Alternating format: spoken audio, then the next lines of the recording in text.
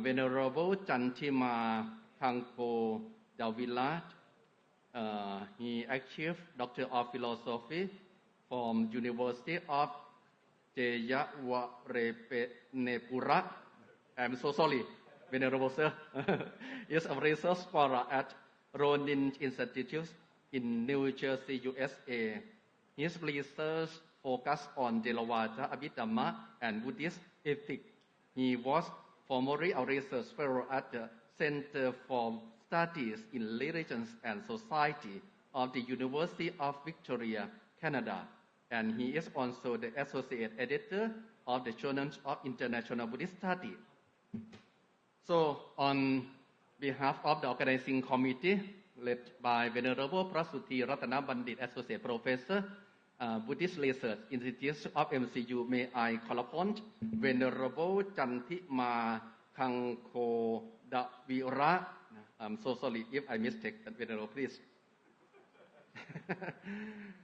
His topic entitled Nationalist Sentiment of Theravada and its Future with Global Buddhism, Opportunity and Challenges นะครับท่านอาจารย์จันทิมาพูดยังไงก็ได้อย่าให้เลยเวลาเพลน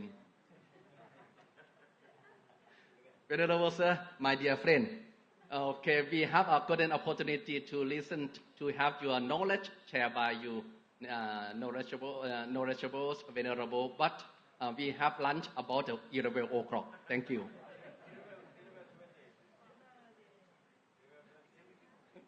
Yes.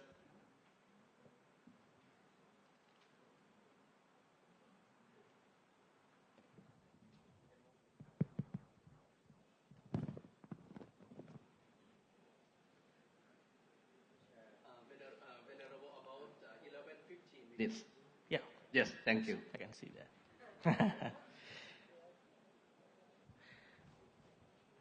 Good morning, everybody.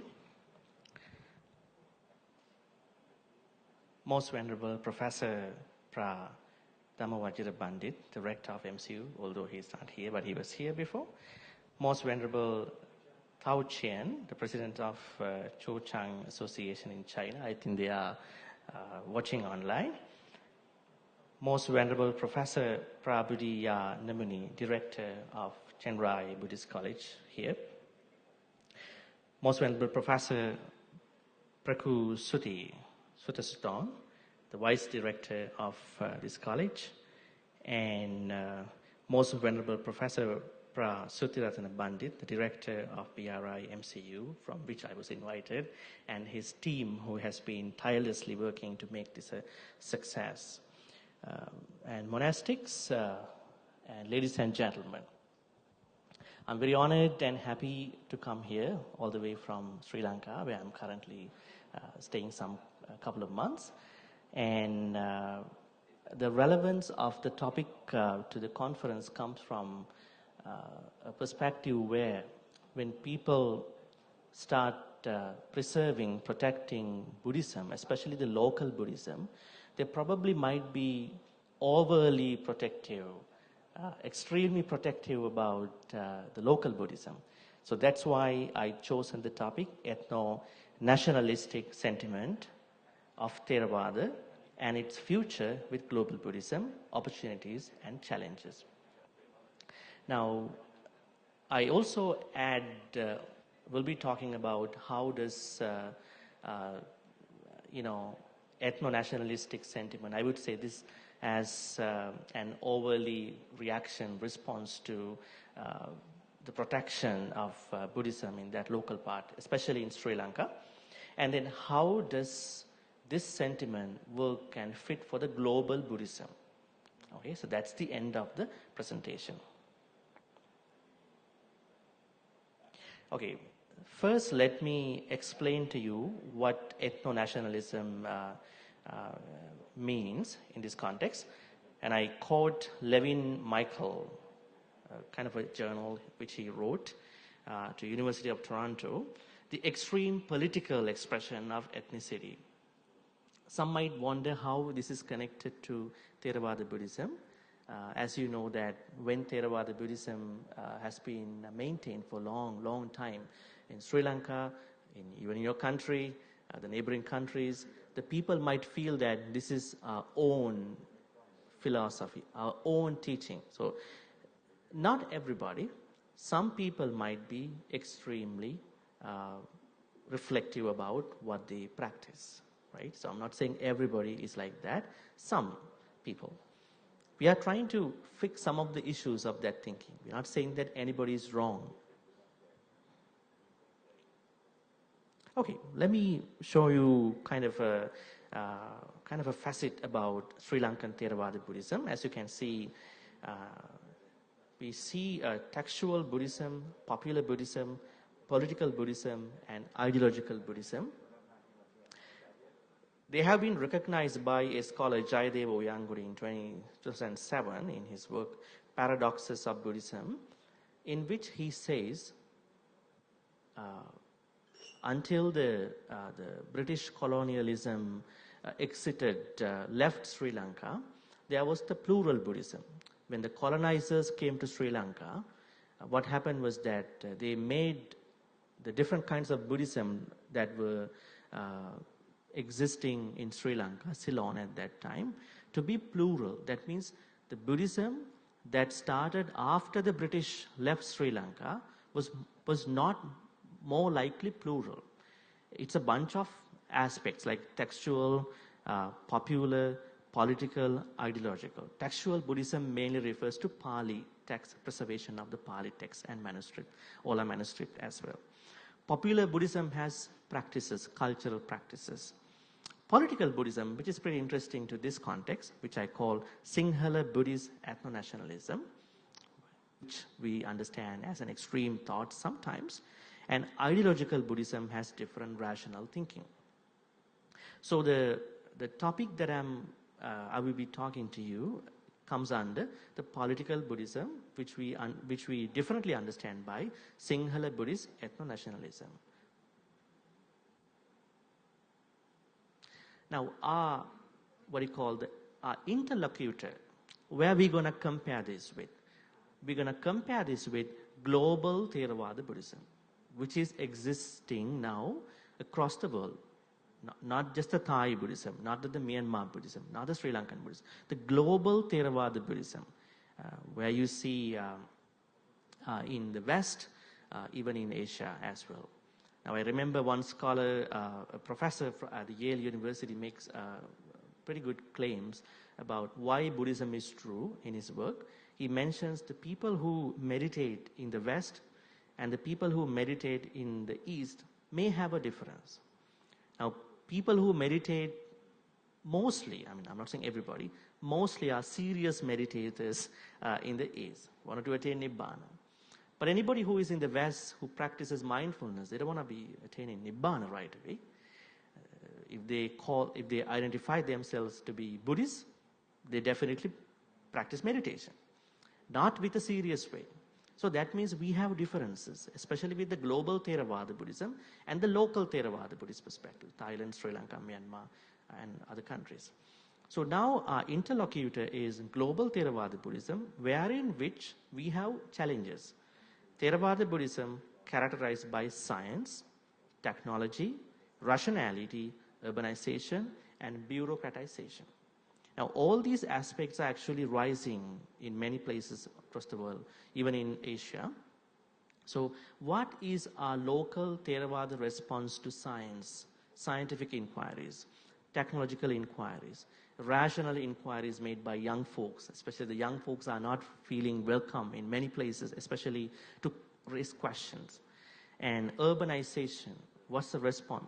Local Theravada Buddhist response to developments, urbanization, also bureaucratization. Bureaucracy has been a problem to some extent, but there are some issues, challenges that have been posed by this Global Theravada Buddhism.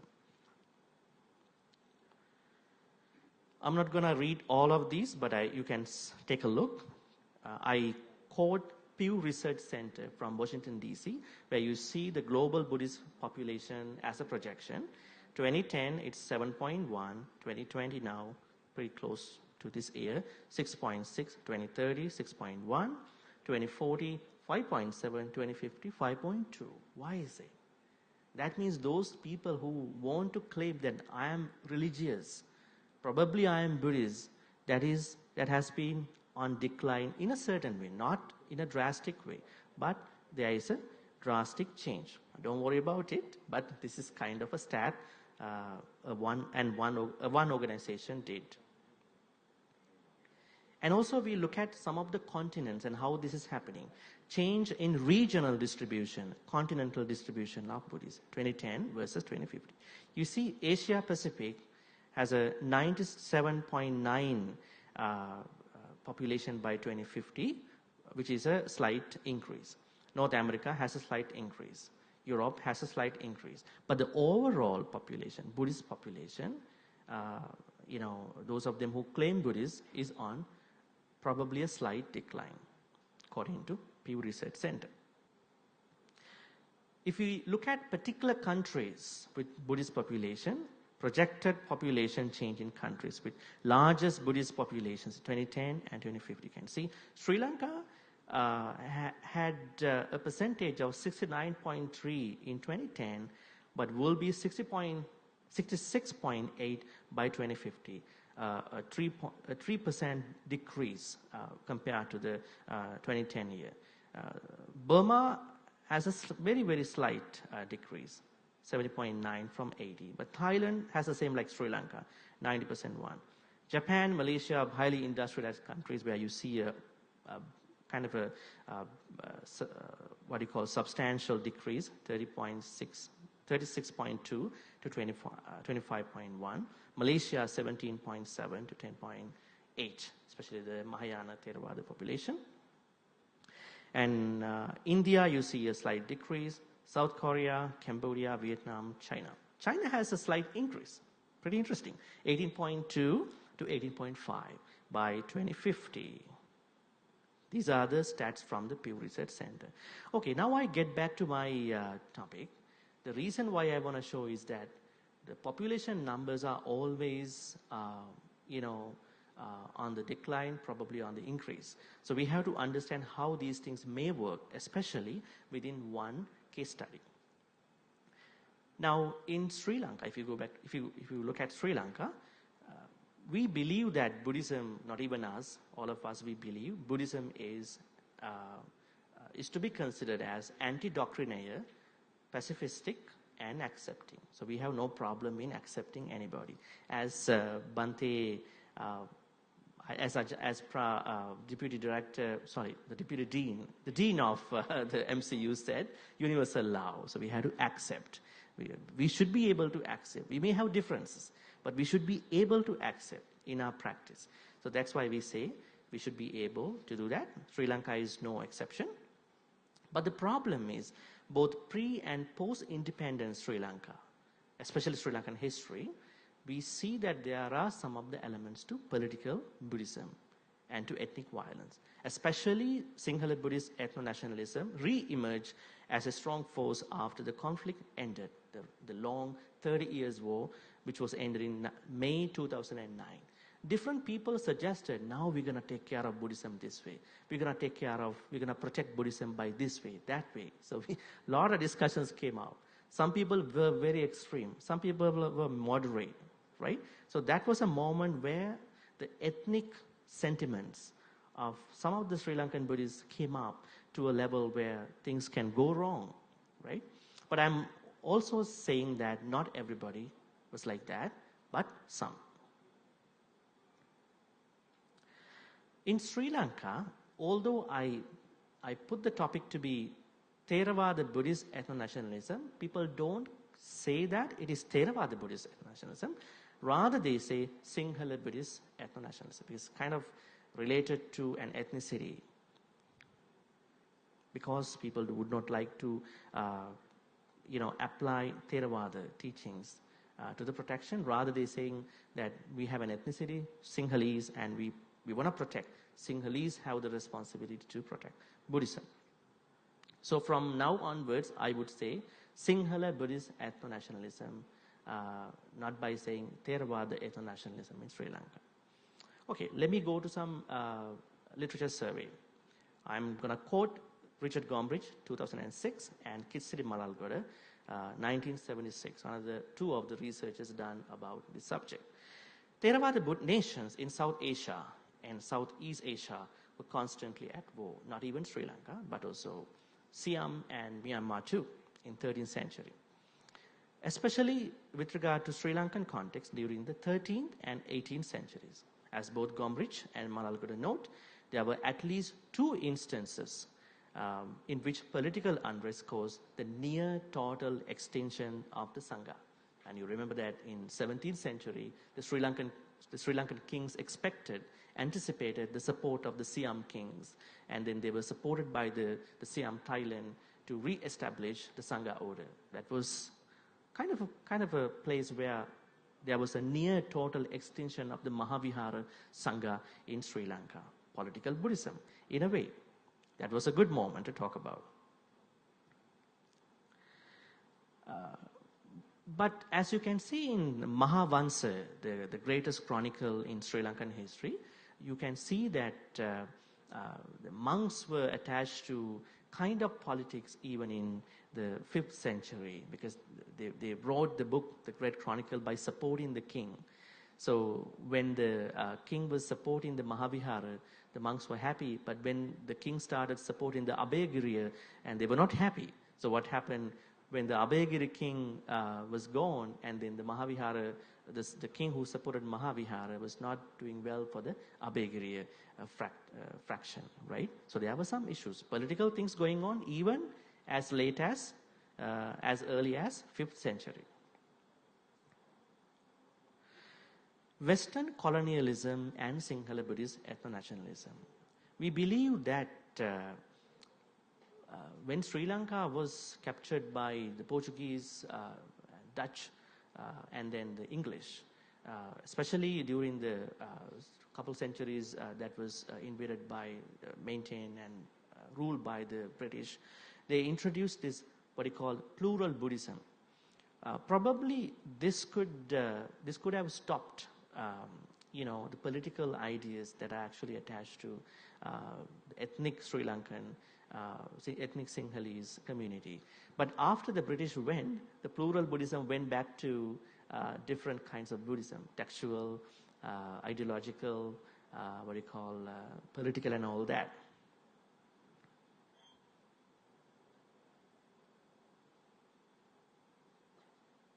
Okay, and one of the persons in the history is considered to be the pioneer of the Sinhala Buddhist ethno-nationalism.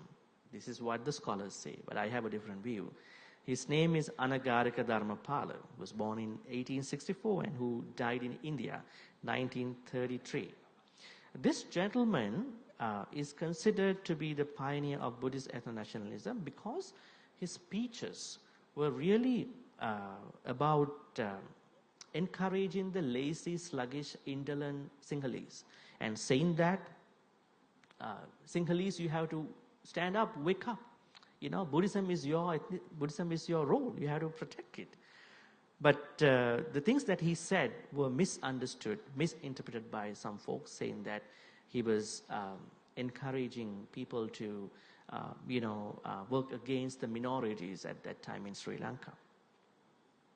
Some of his ideas were actually regarded by some of even the local scholars like Obesekara at Princeton University to be starting kind of a war against the minorities. As you can see, although Obesekara believes he waged a holy war against other ethnicities. But to my understanding, this could be a way how he wanted to wake up the people, not to do kind of an ethnic cleansing, right? Not a holy war. He was particularly asking different things we can see in the next slide.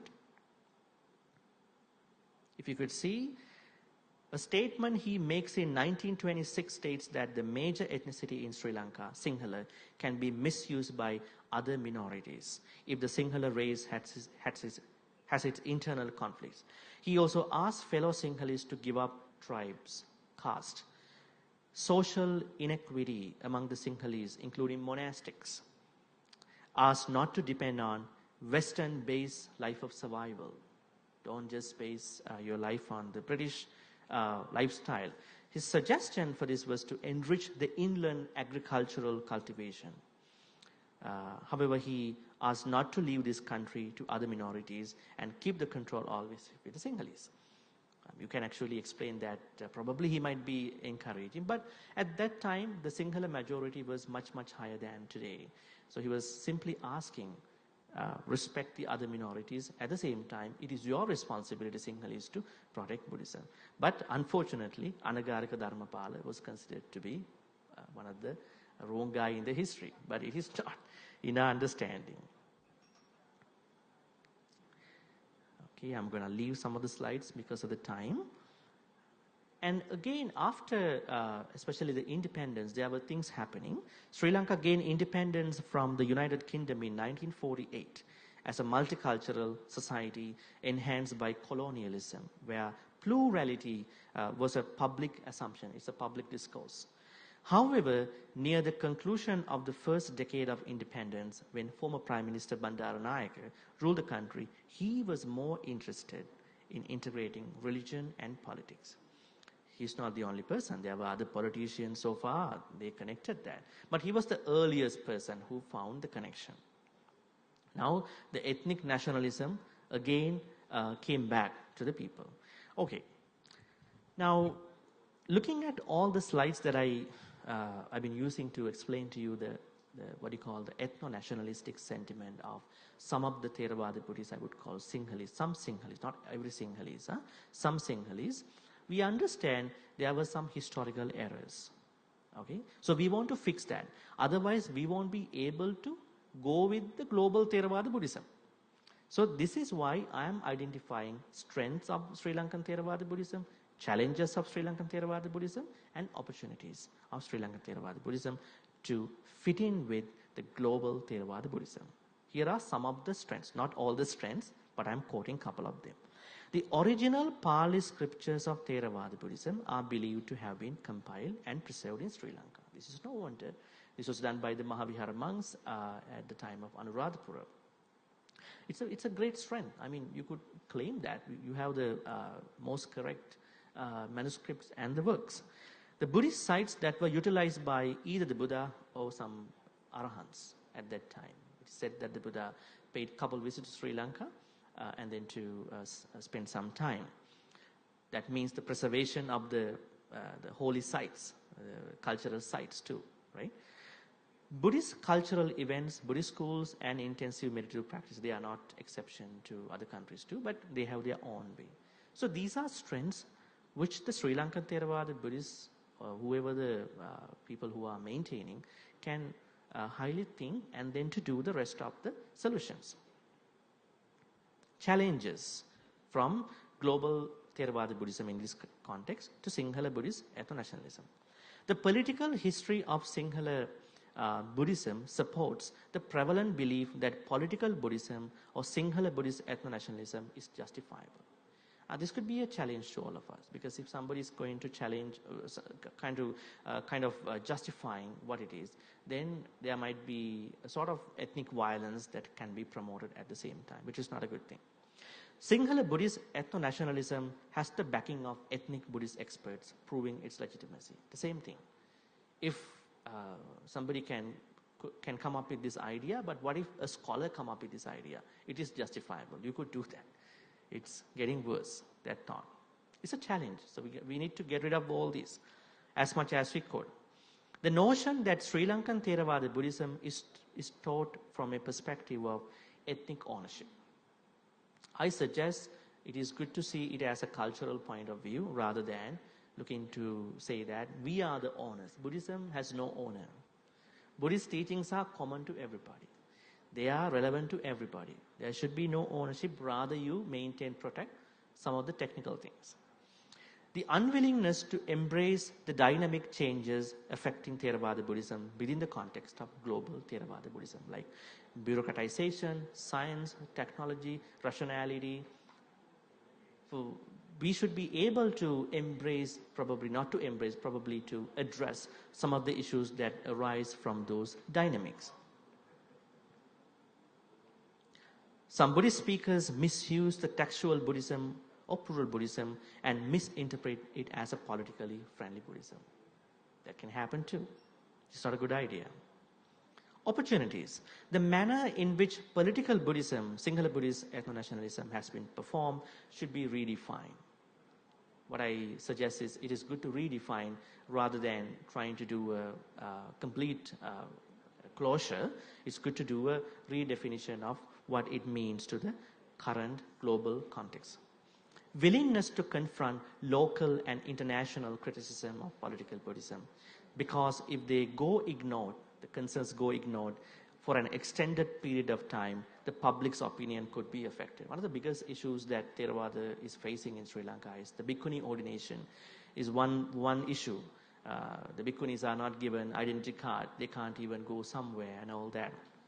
There are many other issues that are regarded with the global Theravada Buddhism, especially concerns that have been ignored in responding by the proper right individuals. I hope that this is going to fix. The official Sangha community should re-examine the public's misconceptions regarding political Buddhism and propose significant adjustment. As you can see in the Vinaya, Buddha always laid down Vinaya rules because there was a public outcry. When public made a criticism, Buddha always respected, listened to what they asked, and so he laid out. So that means official Sangha can always think about, adding, improving, I would say, amending some of the things that need to be changed. Sinhala Buddhist ethno-nationalism is tied to local politics, but they should also pay greater attention to the global Buddhist dynamics through Sri Lankan Theravada Buddhism's distinctive practice. That means Sri Lankan Theravada Buddhist practice should consider addressing some of the dynamics of the global Theravada Buddhism, so that they can bring this local Theravada Buddhism into the global arena, the global perspective. I'm not saying that they have to change completely. They don't need to change, like in your country. But you can address the issues so that the Theravada Buddhism that we practice would be a place that is welcoming everybody. Remember that when some of the things happening in Burma and other places, we were always asked a lot of questions by people. Why? If they are Buddhists, why this is happening? Right? There may be some justifiable issues. So that's why I'm thinking that now it is a time, while we're working with the local Buddhism, we also need to go with the global Buddhist perspectives. Otherwise, we will be stuck, we will be stagnated.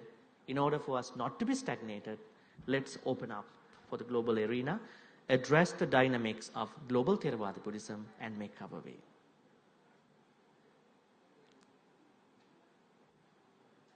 Okay, and I have one more slide to say. Consider and ensure that Buddhist practices in the nation are held and practiced as cultural and practitioner activities rather than ethnic acts. Because if you bring ethnicity, it's going to be a problem.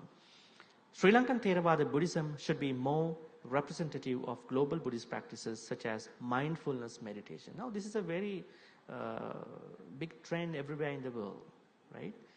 Non-violence, environmental ethics, gender ethics, human rights, and animal rights.